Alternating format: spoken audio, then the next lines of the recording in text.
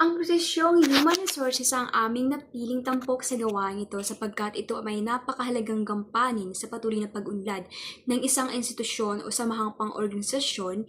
Hindi lamang ito nakatuon sa pagkuha ng mga manggagawa, kundi ito rin ay nagsisilbing haligi sa paglinang at paggabay sa yamang tao ng mga kumpanya. Ang human resources ay maituturing na interdisiplinaryong larangan sapagkat ito ay may nakaugnay at nakasalalay sa iba't ibang disiplina na siyang nagbibigay lalim, bisa at sa kanyang mga tungkulin.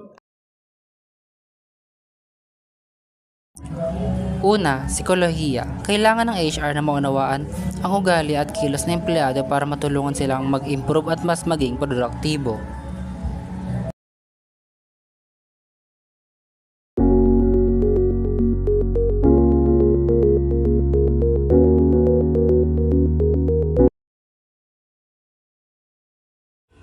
Pangalawa, teknolohiya. Ngayon, karamihan ng proseso tulad ng hiring at training ay online.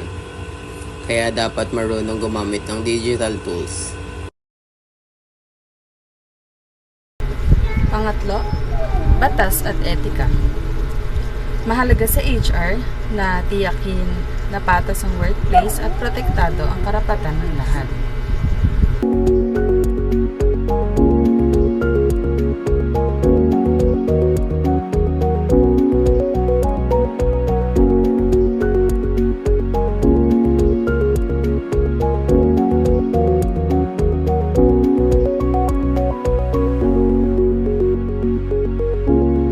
At syempre, komunikasyon, kailangang malinaw ang pakikipag-usap at marunong makinig dahil HR ang tulay na empleyado at ng management.